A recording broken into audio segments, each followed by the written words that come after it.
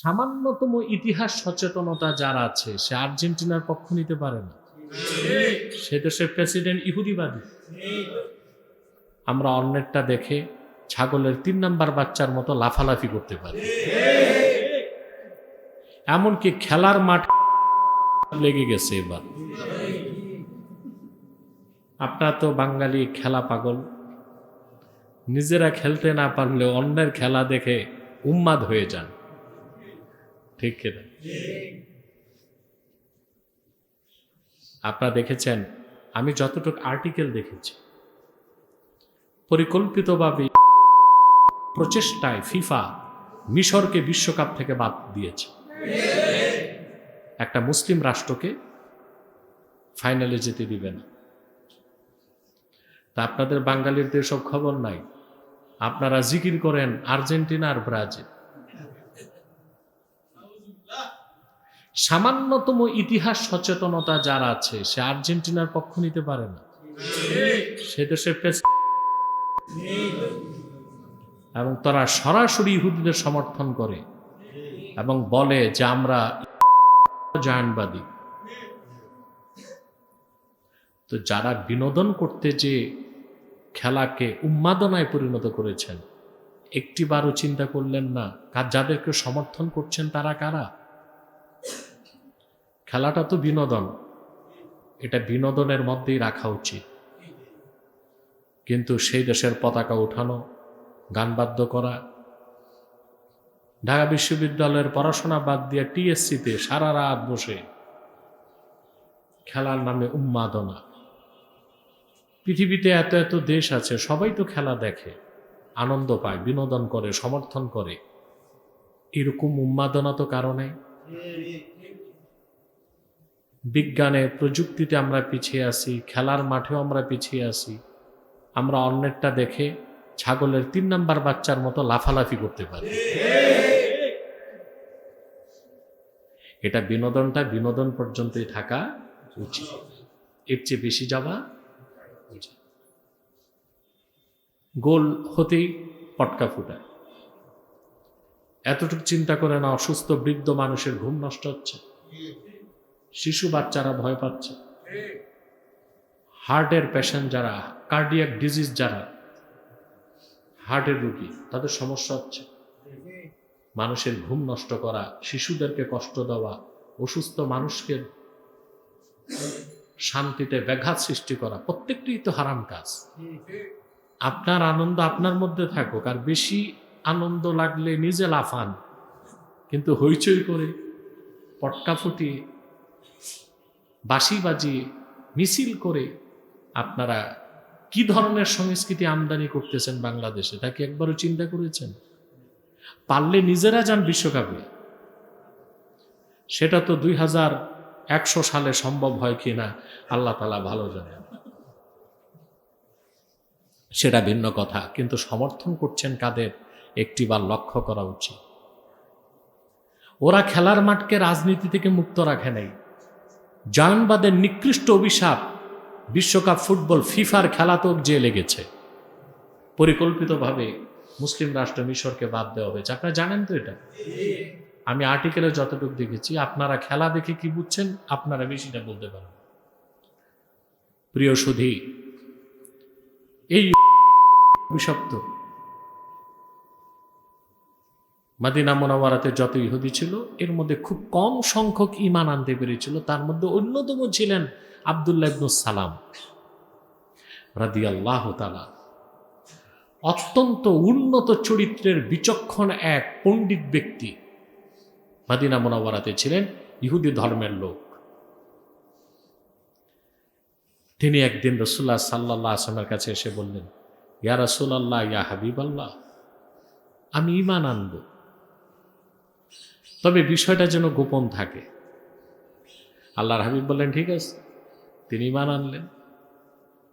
ইহুদিরা জানে না তিনি ঈমান এনেছেন। ইহুদিদের একটা বিরাট দল যখন রাসূলুল্লাহ সাল্লাল্লাহু আলাইহি ওয়াসাল্লামের কাছে এসে উপস্থিত হলো, তিনি আল্লাহর হাবিবকে বলেন, আপনি একটু জিজ্ঞেস করুন ওদেরকে যে আব্দুল্লাহ ইবনে সালাম ইহুদিদের মধ্যে কেমন মানুষ। আল্লাহর হাবিব জিজ্ঞেস করেছেন, আব্দুল্লাহ ইবনে সালাম কাইফা ফিকুম, আব্দুল্লাহ ইবনু সালাম তোমাদের মধ্যে কেমন মানুষ? তারা এক বাক্যে বলল, খায়ের ইবনুল খায়ের, উনিও ভালো মানুষ, ওনার বাপও ভালো মানুষ।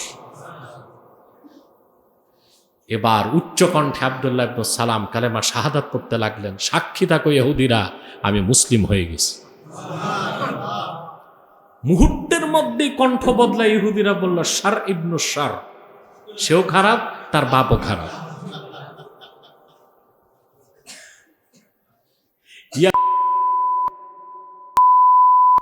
মতো কিছু দল, কিছু মানুষ বাংলাদেশে আছে।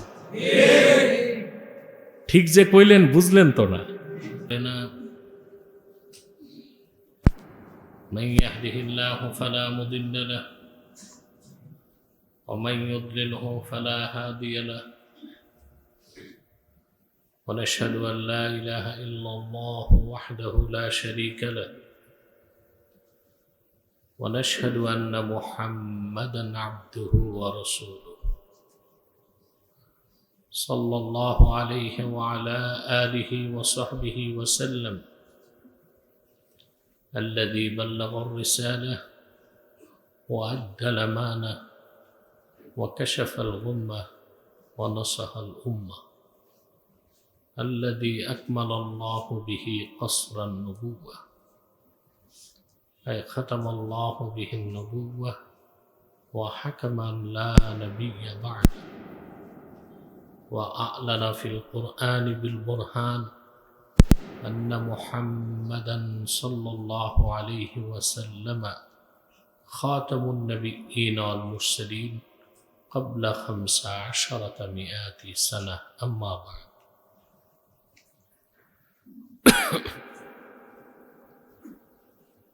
فأعوذ بالله من الشيطان الرجيم بسم الله الرحمن الرحيم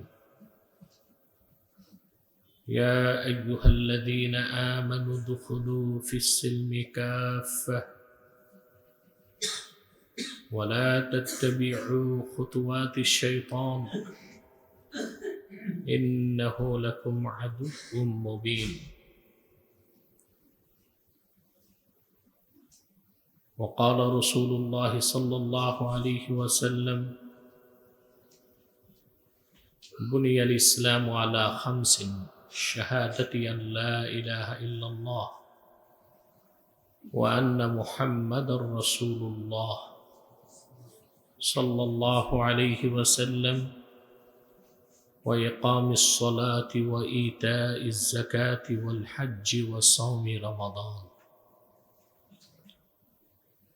أخرجه البخاري في الصحيح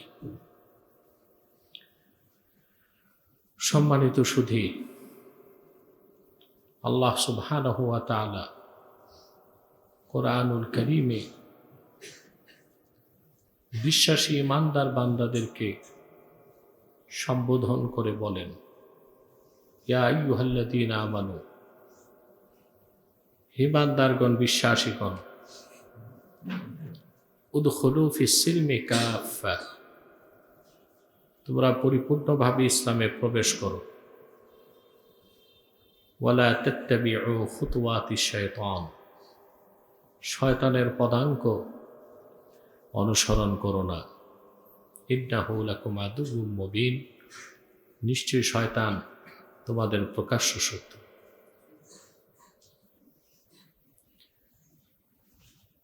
ইমামে ফখরুদ্দিন রাজি অন্যান্য বিশ্ববরেণ্য মুফাসসিরগণ এই আয়াতের সাবাবে নজুল কেন নাজিল হলো সে কারণ উল্লেখ করতে যেয়ে লিখেন, রাসূলুল্লাহ সাল্লাল্লাহু আলাইহি ওয়াসাল্লাম হিজরত করে যখন মদিনাতুল মুনাওয়ারাতে আসলেন, মদিনা মুনাওয়ারার ইহুদিগণ স্পষ্টভাবে বুঝতে পারল যে তাওরাতে যার কথা আল্লাহ বলেছেন, আখিরি নবী, বিশ্ব মানবতার মুক্তির জন্য যিনি আসবেন, তিনি মুহাম্মদ সাল্লাল্লাহু আলাইহি ওয়াসাল্লাম। তিনি মদিনা মুনাওয়ারায় চলে এসেছেন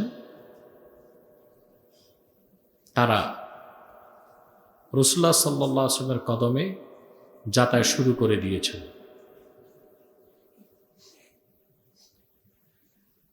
মদিনাতুল মুনাওয়ারা থেকে প্রায় 170 কিলোমিটার দূরে খায়বার,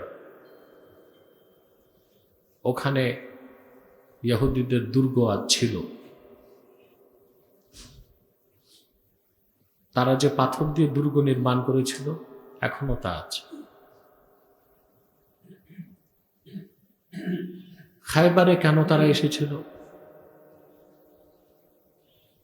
তাওরাত কিতাবে বর্ণিত ছিল যে রাসূলুল্লাহ সাল্লাল্লাহু আলাইহি ওয়াসাল্লাম হিজরত করে মক্কা থেকে মদিনাতুল মুনাওয়ারাতে যাবেন।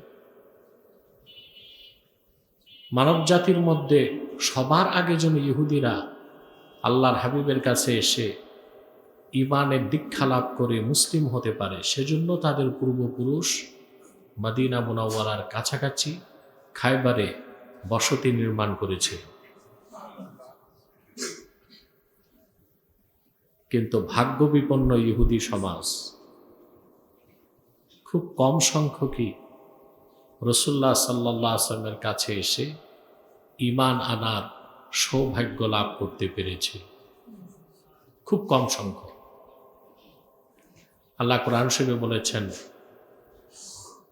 যে আহলে কিতাব ইহুদি এবং খ্রিস্টান, বিশেষ করে ইহুদিগণ যদি ঈমান আনয়ন করত লাকানা খাইরাল লাহুম, এটা তাদের জন্য বড় কল্যাণের বিষয় হতো।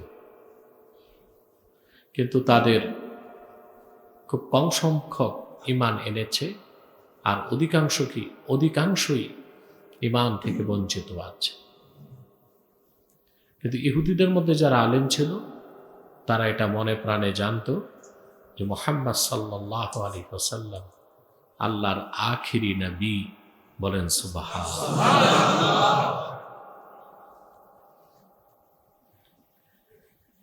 হাদিস শরীফে এসেছে খায়বার ইহুদিদের যে নেতা ছিল তার নাম ছিল হুয়াই বিন আখতাব। কি নাম? হুয়াই ইবনু আখতাব। বড় পণ্ডিত ছিল, বড় আলেম ছিল ইহুদি ধর্মে। ওনার মেন নামই ছিল সাফিয়া রাদিয়াল্লাহু তাআলা আনহা, যিনি ঈমান এনেছিলেন, আল্লাহর হাবিবের স্ত্রী হওয়ার মর্যাদা লাভ করেছিলেন, উম্মতের জননী স্বীকৃতি পেয়েছেন। সাফিয়া রাদিয়াল্লাহু তাআলা আনহা, অবশ্যই নাম শুনেছেন। হযরত সাফিয়া বলেন রাসূলুল্লাহ সাল্লাল্লাহু আলাইহি ওয়াসাল্লাম মক্কা থেকে হিজরত করে মদিনাতুল মুনাওয়ারাতে আসার পরে আমার বাবা আর আমার চাচা মদিনা মুনাওয়ারাতে গেল রাসূলুল্লাহ সাল্লাল্লাহু আলাইহি ওয়াসাল্লামকে এক নজর দেখার জন্য। দুজনেই যখন মদিনা শরীফ থেকে ফিরে আসলো, আমি দেখলাম তাদের দুজনই খুব বেজার। তাদের মুখে কোনো হাসি খুশি নেই। আমি দেখলাম আমার বাবা যেন আমার চাচাকে কি বলছেন, তবে এত গোপনে যেন আমি না শুনি। কান পেতে শুনলাম বাবা চাচাকে বলতেছেন, আহুয়া হুয়া, যার কথা তাওরাতে এসেছে ইনি কি সেই মুহাম্মদ সাল্লাল্লাহু আলাইহি সাল্লাম? চাচা বাবাকে জিজ্ঞেস করছে, বাবা বললেন হ্যাঁ, মুহাম্মদ সাল্লাল্লাহু আলাইহি সাল্লাম আল্লাহর আখিরি নবী। আমরা যা দিদার লাভ করে এসেছি ওনার কথাই তাওরাতে এসেছে, ইনজিলে এসেছে, পূর্ববর্তী সব আসমানি কিতাবে এসেছে।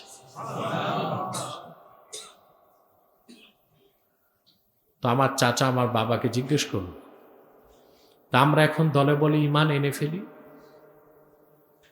তা আমার বাবা জবাব দিল, মন সাক্ষ্য দিচ্ছে ঈমান না আনতে, বরং দুশমনি করতে। এইরকম এক অভিশপ্ত জাতির নাম ঠিক কিনা?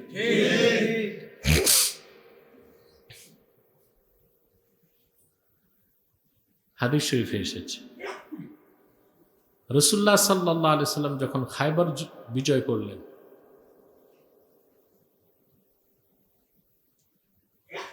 ফজরের একটু আগে, ফজরের সময়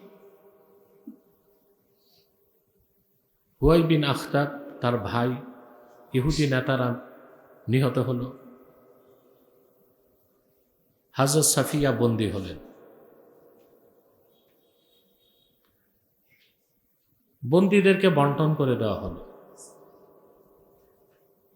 হযরত সাফিয়াকে পেলেন দাহিয়া কালবি রাদিয়াল্লাহু তাআলা। হযরত সাফিয়া রাসূলুল্লাহ সাল্লাল্লাহু আলাইহি ওয়াসাল্লামের কাছে আবেদন করলেন যে আমি আল্লাহর পয়গম্বর হারুনের বংশধর, আমি আল্লাহর হাবিবের কদমে জায়গা চাই। রাসূলুল্লাহ সাল্লাল্লাহু আলাইহি ওয়াসাল্লাম তাকে নিলেন, আজাদ করলেন, তিনি ঈমান আনলেন এবং রাসূলুল্লাহ সাল্লাল্লাহু আলাইহি ওয়াসাল্লাম হযরত সাফিয়াকে নিকাহ করলেন, তিনি উম্মত জননী হয়ে গেলেন।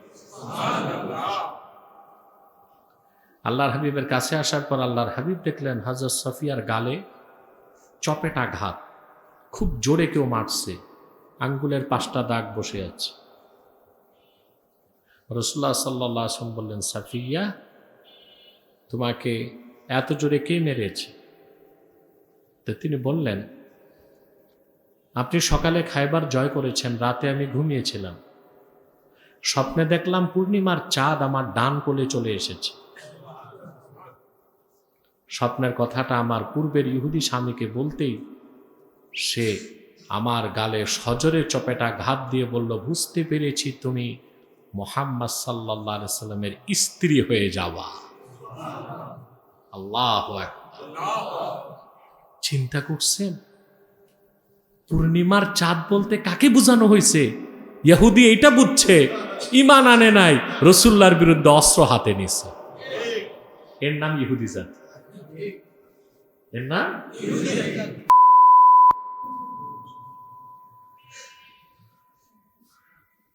পূর্বে তো তারা প্রচুর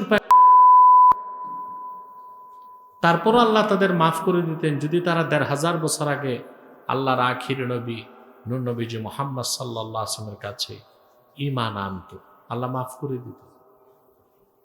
কিন্তু আল্লাহর হাবিবের উপর ঈমান আনার সৌভাগ্য তাদের হয়নি। ফলশ্রুতিতে সেই অভিশপ্ত ইহুদি জাতির উপর অভিশপ্ততা আরো বেড়ে গেল, ঠিক না? এরা নিজেরা অভিশপ্ত না, সারা পৃথিবীর জন্য অভিশাপ।